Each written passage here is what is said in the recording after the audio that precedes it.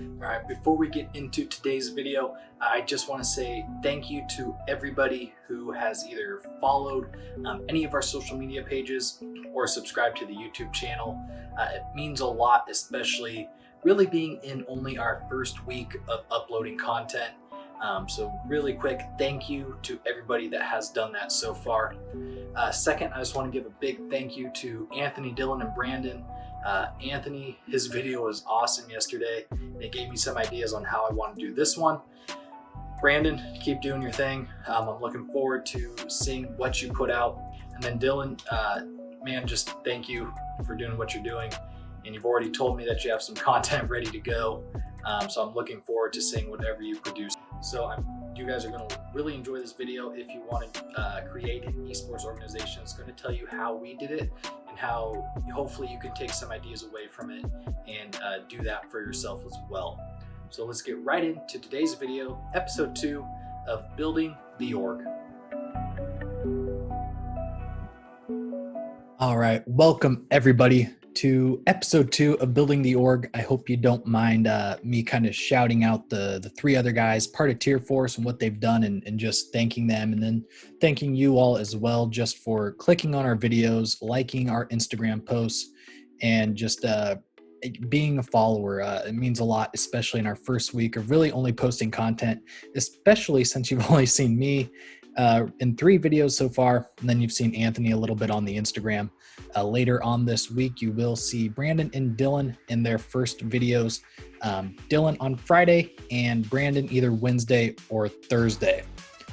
So to start this episode off, I want to really talk about how this even became a thing. And really we have to go back to last year when CDL really started.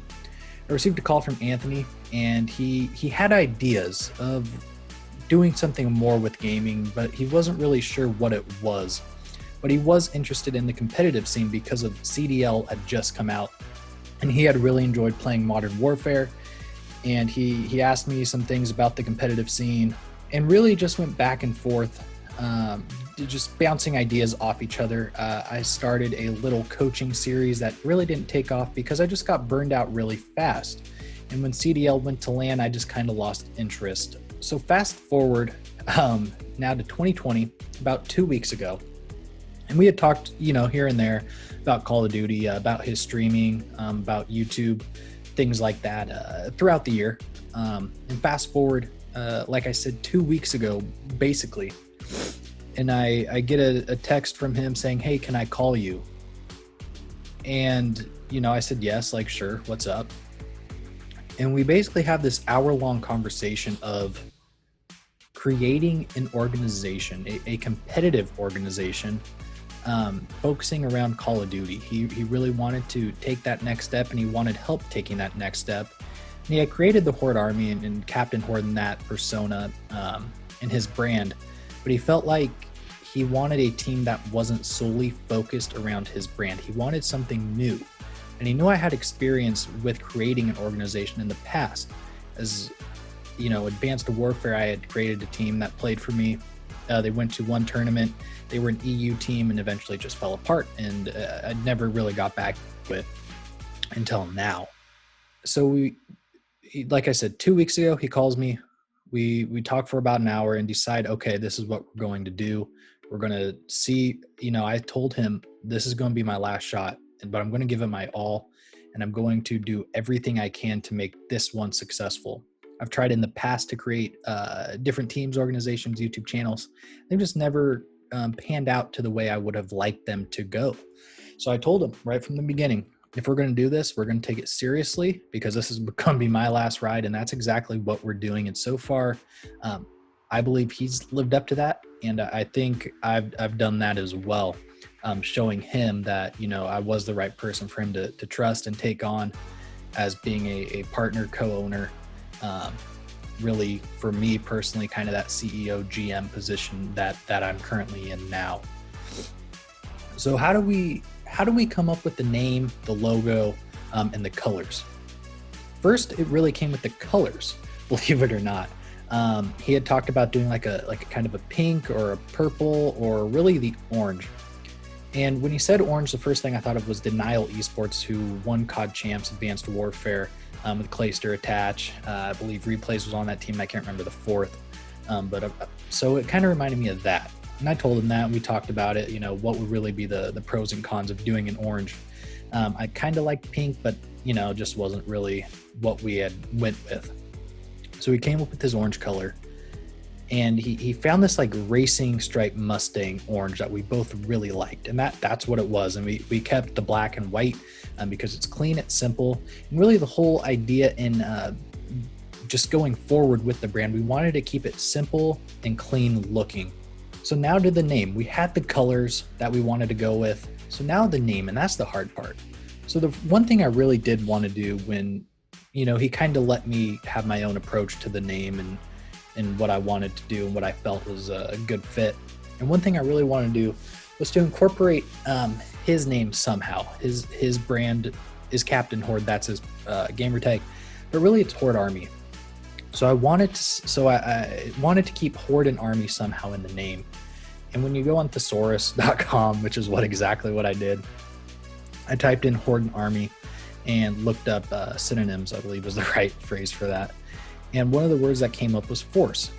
And I thought, okay, it's not Horde, it's not Army, but it's another word that works with those. So I'm able to keep his identity there. So we went with force. Now I needed to find a first name, or the first part of the name. Now it always been Alpha. That was kind of the thing that I always liked.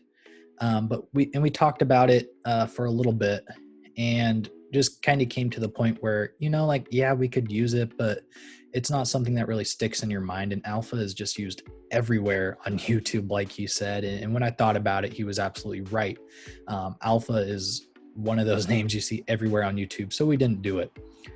Then I started thinking about Assassin's Creed and was like, well, is there any like gods from, Norse mythology or Greece mythology, something like that? And Tyr was one of the ones that I found, and I started saying Tier Force in my head just over and over, and I began to like it a lot. So I sent it to Anthony, hey, what do you think of Tier Force? And at first, I don't know if he felt it. Then he was like, well, let me think about it. Let me say it over and over again. And really about 10 minutes later, he was like, that's it. Like, we're going to go with this. And then for the logo, we still don't have like a alternate logo. We kind of did the 100 Thieves idea, because at first I was looking at Optic Gaming and Dallas Empire, CLG, TSM, and they all have like real logos. And I just wasn't sure what I wanted to do with that. So we decided to go more of the 100 Thieves route, where they literally just have 100 Thieves and it's underlined a couple times. And we went through this. I believe I have 8 different styles of the logo that I showed him, and eventually we settled on the last one after tinkering and messing around, and that's what you see now today. Modern Warfare lettering for Force and Black Ops lettering for Tier. So it keeps to the roots of Call of Duty that we're really starting under, and I really do like it. It's simple, it's to the point. You see it, you know what you're talking about, and that's the hope that we do become this kind of next Optic Gaming, next 100 Thieves type brand, where yes, we're starting in Call of Duty, but we're not finishing in Call of Duty. We want to do so much more than that, and hope that we can achieve the levels that 100 Thieves has had, bringing in content creators, streamers, merchandise, you name it. We want to build that empire like they have created. And we believe that we could get to that point, and I think we're starting off on the right foot. Anthony and I have really dedicated and shown that we are committed to this brand. And then going back to Brandon and Dylan, I think those two are going to be great additions to creating content and getting feedback from them on whatever we decide to do. And that's really the start. And I hope you can take away from that is it was 2 guys that had talked for about a year off and on. And eventually one of them decided, I want to do something more. And the second one followed. And it was a joint communication back and forth the whole time. But that's how we came up with the name. That's how we came up with the coloring. And that's how we came up with the logo.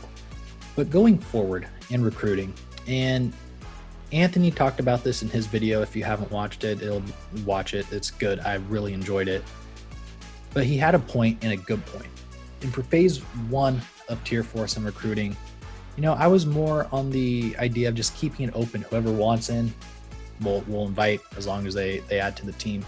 But I think he made a very good point that phase 1 really should be the people we want in.